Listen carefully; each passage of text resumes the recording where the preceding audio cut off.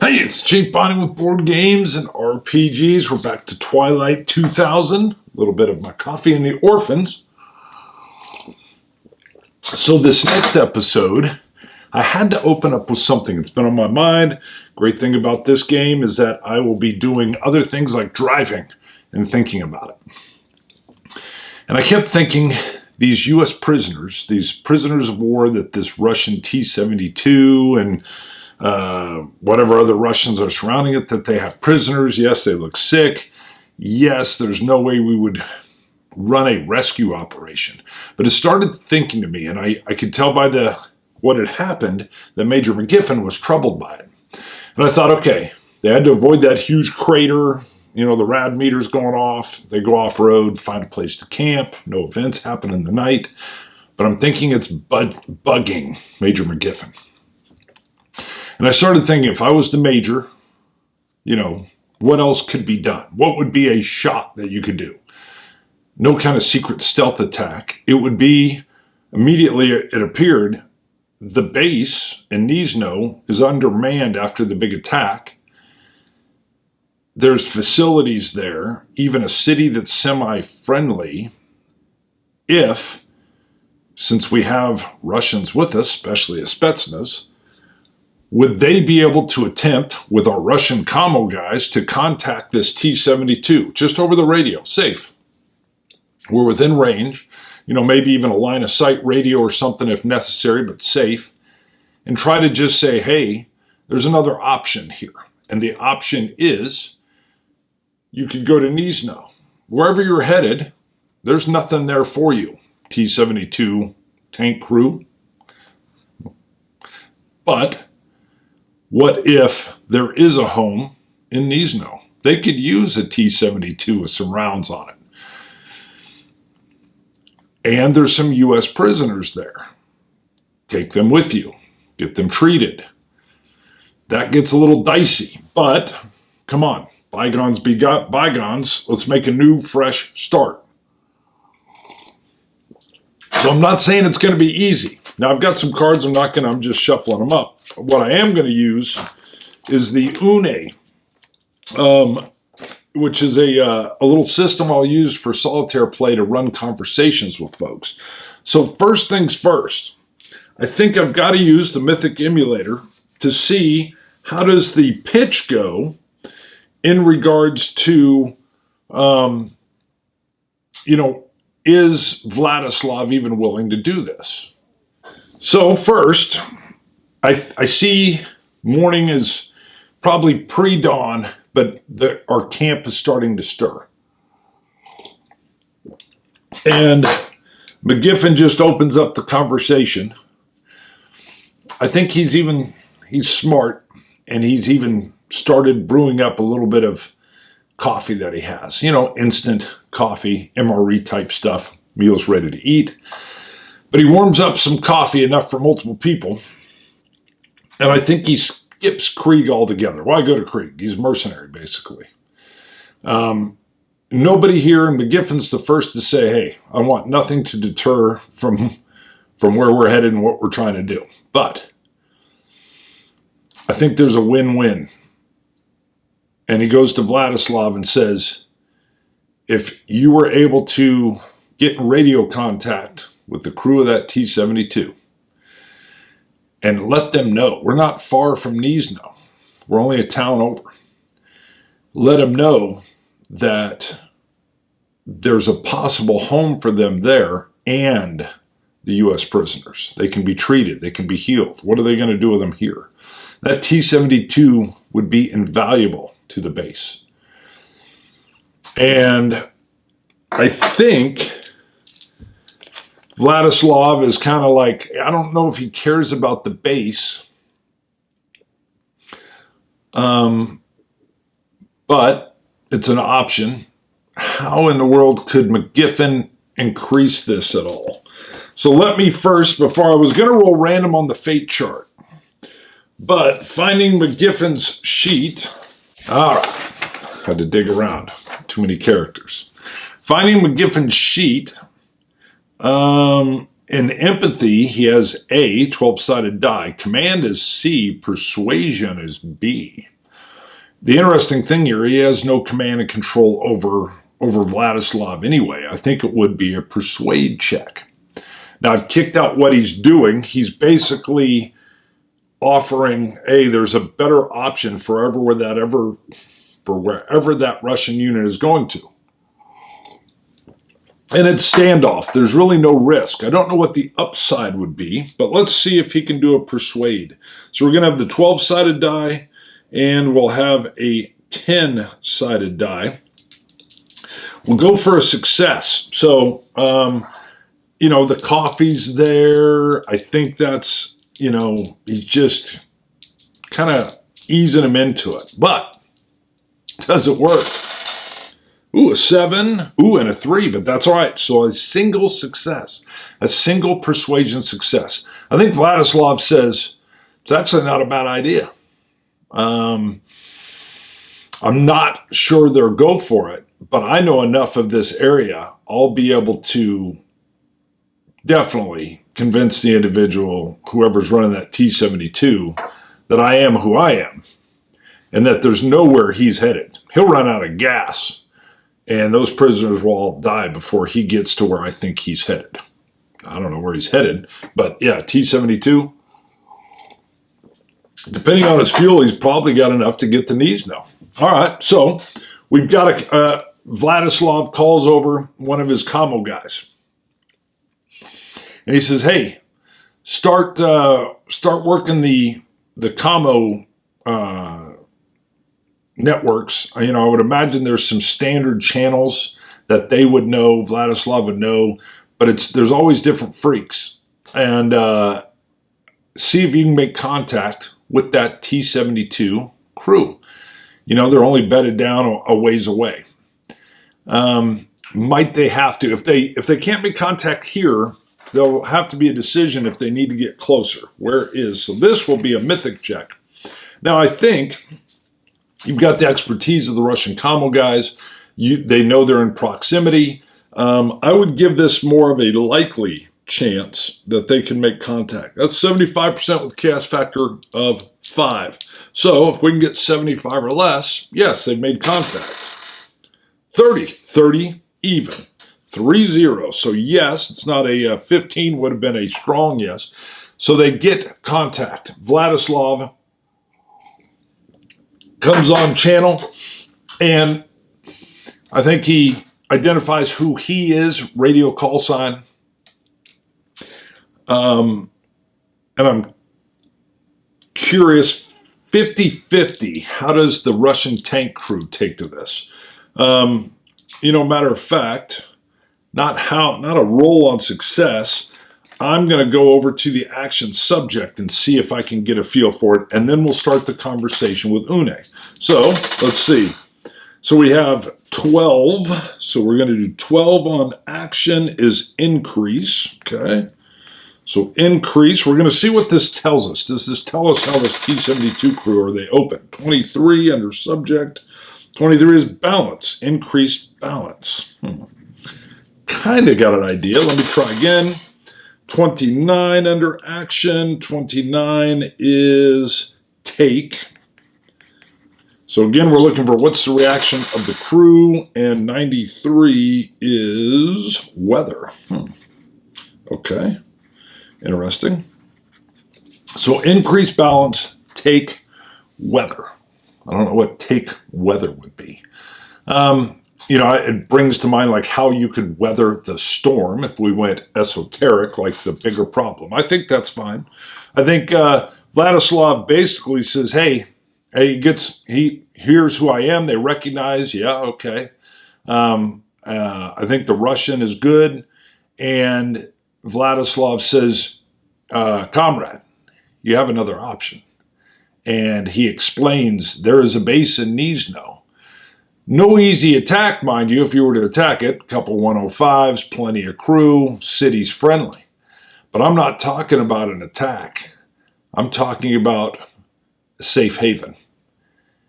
You return or bring in these U.S. prisoners. They could use them, but they could use you and your tank and your men even more so. They're building something there. And they already have a good relationship with the quasi-mayor of the city.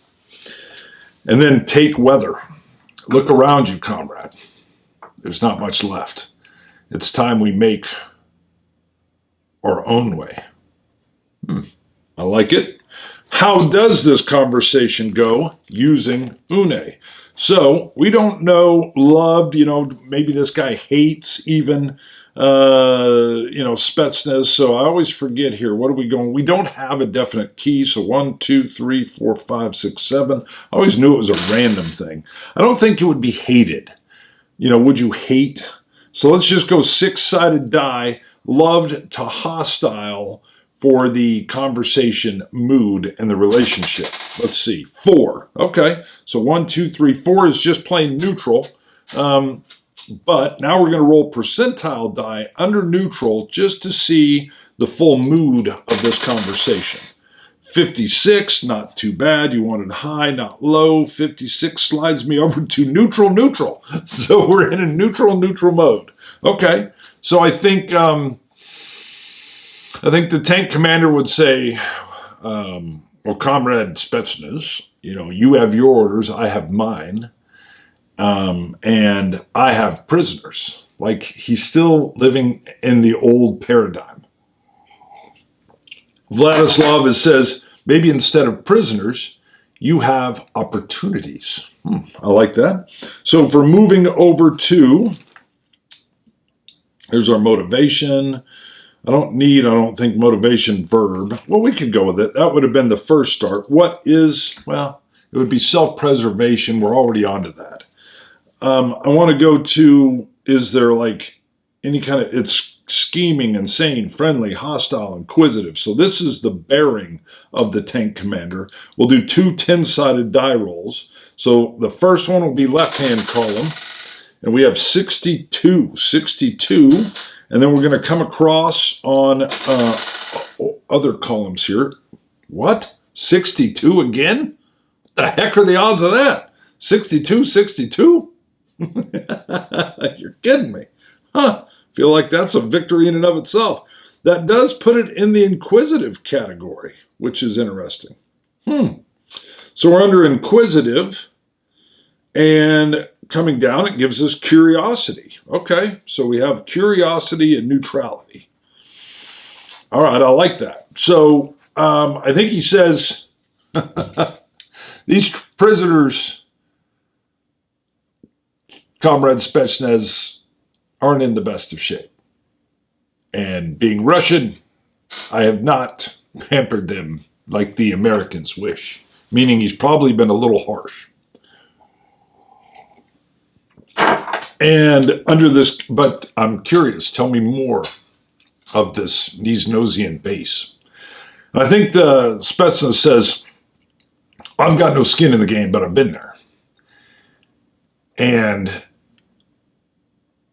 they're making do, but a little bit better than average. They had a huge fight with the militia and conquered. I like that, powerful. But because of that, they need personnel. They need the prisoners, and they could use you.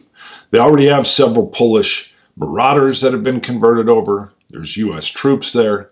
But, and here's the issue, Vladislav says, I can get you a letter from one of their commanders, McGiffin,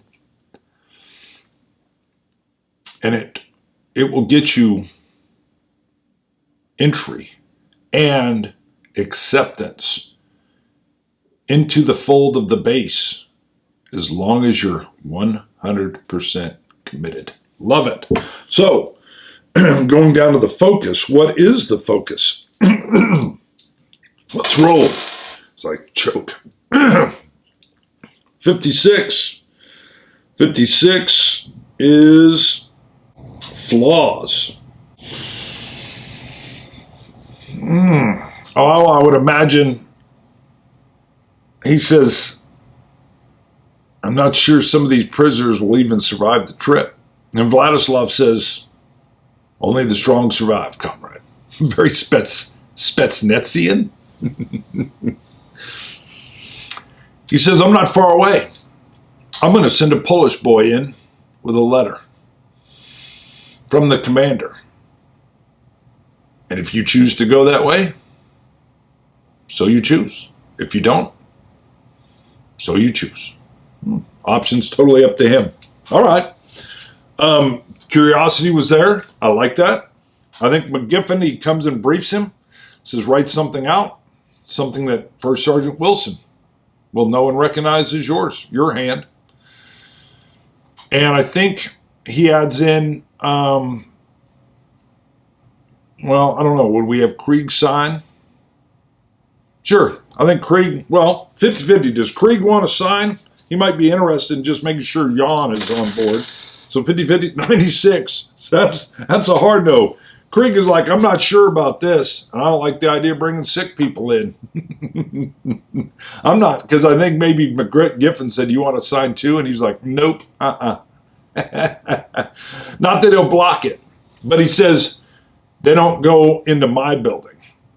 And McGiffin says, fine, I'll sequester the sick and have one of my medics keep an eye on them in one of the buildings out near the farm. And we'll see who makes it and who doesn't, if they get there. Perfect. McGiffin dashes off a letter. Casimir is called over by Vladislav. And he says, you remember where you saw the tank? Yes. Deliver this letter to the tank commander. And please keep your eyes open and tell me if you see anything else of interest. I like it. All right. So Casimir heads off on foot with the letter. Any problems or any kind of, well, let's do a scene check. Expected. Let's see. So chaos factor's 5. 7. No change at all. So if it had been 5 or down, we could add an interrupted or an altered scene. He gets to the tank crew. He can see there's all these U.S. prisoners. I'm curious, how many? Whoa, I'm going to half this. I have 74. That's too many. But bringing it down to, well, let's just say, let's keep my math easy, 35. 35-ish. Prisoners. So I'm going to write down there's 35 prisoners. That's way more than I thought. All right. But that's decent. Herding them along with the truck. Maybe there would have to be probably a couple trucks. Letters delivered. Nothing new really gained other than, the tank looks like it's in decent shape. It's battle worn. The U.S. troops look haggard. There's not a ton of Russians there. I would imagine to handle 35, you would probably have a good platoon size, probably. So you got your tank, and then you've probably got another 25 or so Russians. That's not bad, though. So let's just say tank crew. This will matter more if we get back. Tank crew, what did I say, 25 Russians, and the 35 U.S. POWs. All right. They've taken the letter. We don't know if they're going to make it back or not. I will end up adding it to my characters and my threads that we have the Russian prisoners, or the Russians with the prisoners of war, and who knows if they get back there and they get back there with however many. If we get back or ever come back, who knows? Casimir getting back. I think that's another scene. Does he successfully get back? We're just going to roll on this chaos factor again for a scene. 1. He does not. 1 is an odd number. It means we have an altered scene. Well, because of that, let me add this in just because threads could matter. So T72, POWs, US. That will tell me what that is. Let me see. Under the event focus table of Mythic, we have 74. 74 is a PC positive. Wow, things are going good for the crew here, or for our group. 36 puts us at imitate. Okay. And what else? 35 under subject, legal matters. Imitate legal matters? Okay, no idea what that would be. Let's roll one more time. We could do 3. 89. 89 is attract, imitate legal matters. 85 under subject, technology, attract technology. All right, so this is a PC positive. Casimir is walking back from his contact, which the letter delivered. He must come across something. So what would be imitate legal matters, but also attract technology? Imitate legal matters. Legal matters here, to me, military-wise, would be like some kind of surrender, and then attract technology. I'm going to do one more roll just to try to get clarity. 97. 97 is transform. Because remember, we're on the road. We were on the road. Casimir is walking back. And 2, transform. 2 is dreams. Wow. Okay. Attract technology, transform dreams, imitate legal matters. For some reason, I'm feeling like there is some kind of like scientific crew or something. What would be a military technology that would be in the area that could transform dreams? The only thing I'm thinking would be like a chopper or something that's down. I don't know why imitate legal matters, attract technology, transform dreams. All right, is it 50-50? Is it like some kind of helicopter that's downed and out of fuel but hidden? 32, so yes. All right, so this is what I love. I'm on this whole rabbit trail now.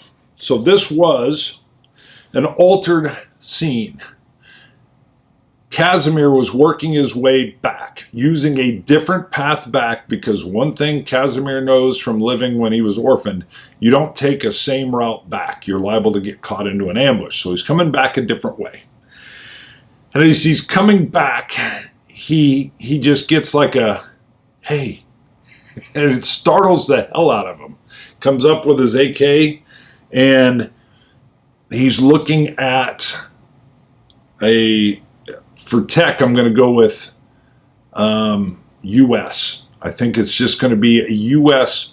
helicopter pilot that's got like, I'm thinking Apache or something, or Black Hawk. But it's going to be something that's a little more on the high-tech side. So I'm thinking of the special night flying, what are they, SOAR? It's the Nighthawks that fly little birds. They fly like secret Black Hawks that are real quiet, or even Apaches and stuff. So I'm thinking it's going to be one of them with some upgraded version of tech. Who knows what mission they were on, but he's like in contact with someone wearing that type of helmet. And I think there's a peaceful kind of thing. Again, it's imitate legal matters, attract technology, transform dreams. And Casimir says, American? Just in case it's Swedish or something they could have, or even Polish. American, I'm going to say, because of that, very likely. 18, not quite a hard yes, but just a yes. He says, absolutely. And Casimir says, I don't think he's going to say, hey, I'm with some Americans. But he says, I know Americans in Nisno, U.S. troops. And the pilot clearly, I think the only thing he would need is fuel. For whatever it is, they're cut off. And he says, I think he just tells him, Do you have access to aviation fuel or know where I can get it? No, I do not. That's pretty hard to come by at this point in time. But I think Casimir says, I know somebody that might. And I think Casimir realizes this is above his head pay grade wise. Take them back to Krieg, McGiffin, Vladislav. It's a sidetrack, but whatever. So he says, if you're willing to come with me, I'll take you to a U.S. major. And I think the pilot's like, is he willing? It could be a total setup, obviously. Let's just go 50-50. 50 or down, yes, he's willing. 39. So he says, oh, I'm in a bit of a rock and hard place. So he says, okay. And he walks back with him.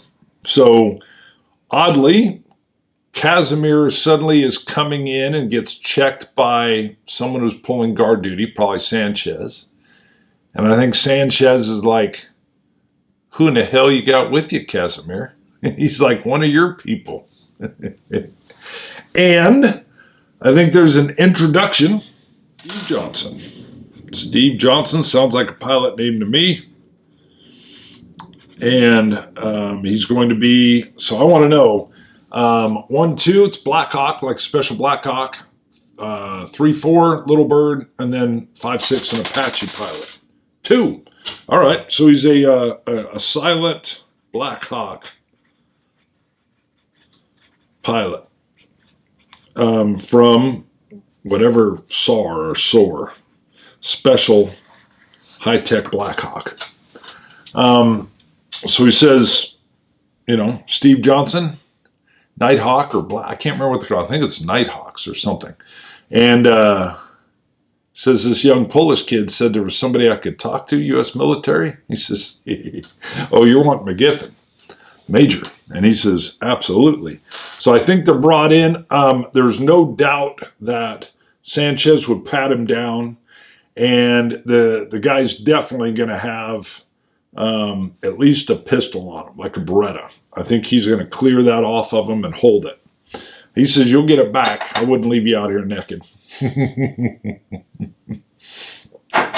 They bring him in. And I think Krieg is like, who is this? I think the pilot's kind of looking around. What a motley crew.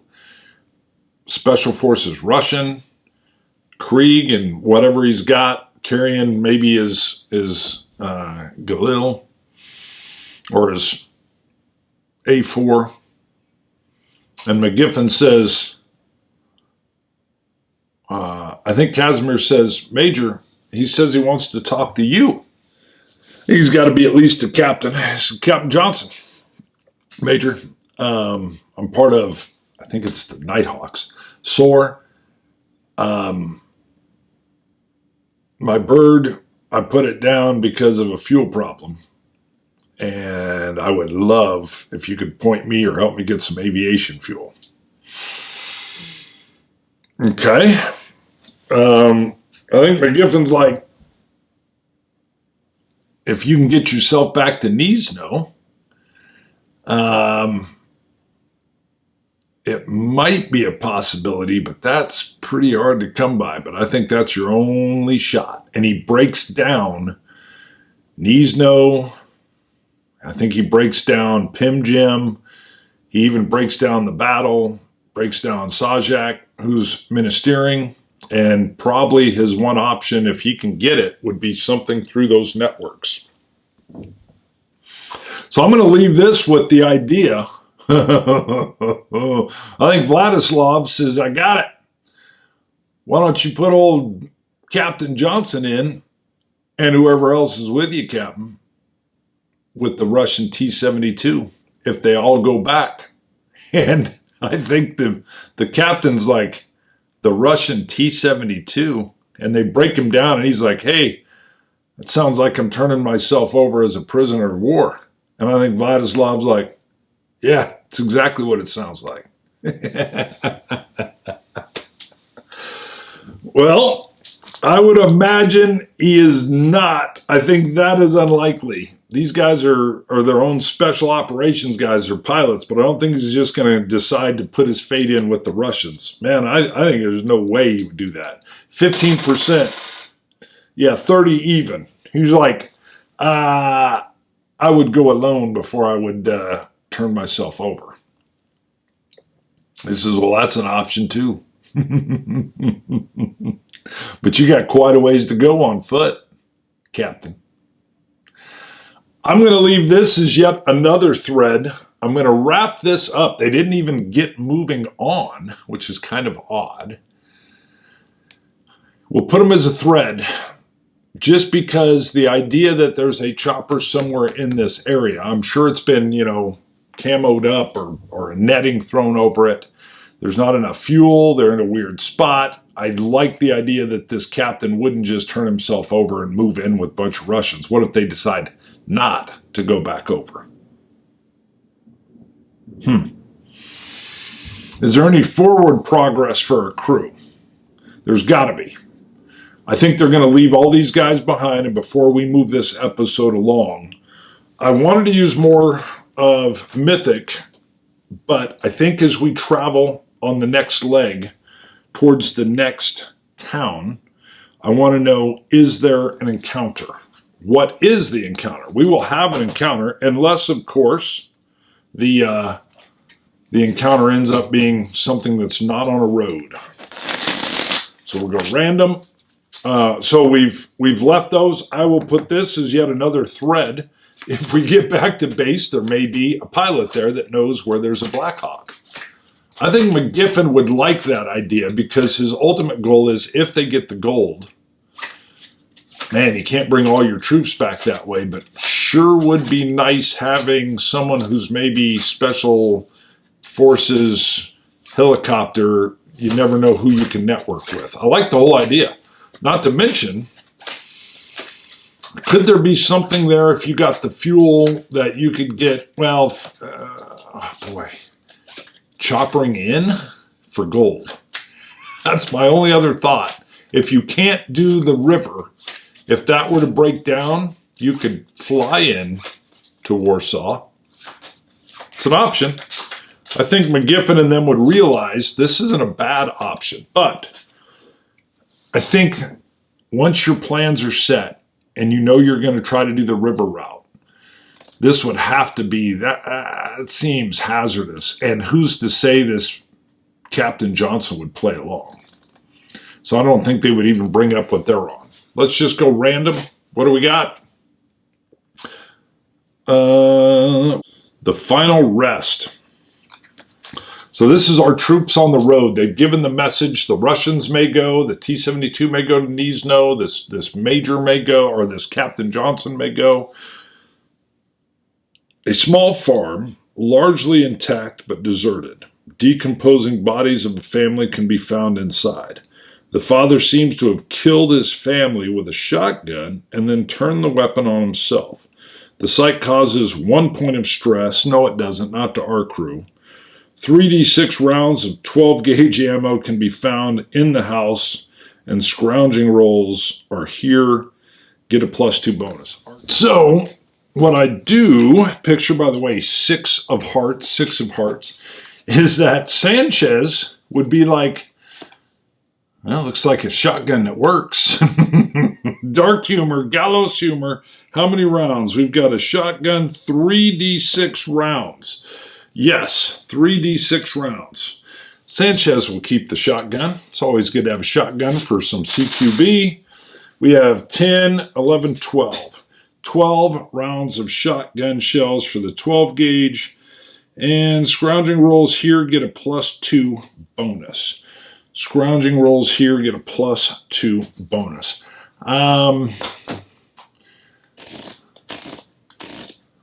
Yeah, okay. See what he can find. All right, so we're gonna have Sanchez, who's the one digging around, roll intelligence. All right, we'll go CC. CC is going to be 2 8-sided die plus 2. So plus 2 means we'll roll them both up to a 10-sided die. And there we go. We'll see what we get. Is it success? 4-1. And if we push it, we could get a stress. No push. I don't think Sanchez is planning on finding much in here anyway. He sees the mess. I think he probably checked some cupboards after he grabbed the 12 gauge and the shells. And he just kind of looks to see if there's any canned food and sees none. It looks like the shotgunning happened as food was running out. Dark scene. 12 gauge shotgun and rounds I will add to Sanchez's page or his equipment, and we'll pick up leaving this farmhouse and headed into the next town in the next episode of Orphans, Twilight 2000, bonding with board games and RPGs.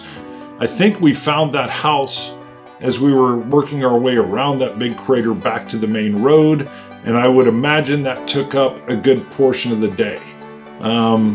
I think I'll even just put us as maintaining camp at that farmhouse again, and then we'll pick up onto I-15 or whatever Highway 15 is called, and onto the next city with some interesting encounters from this episode.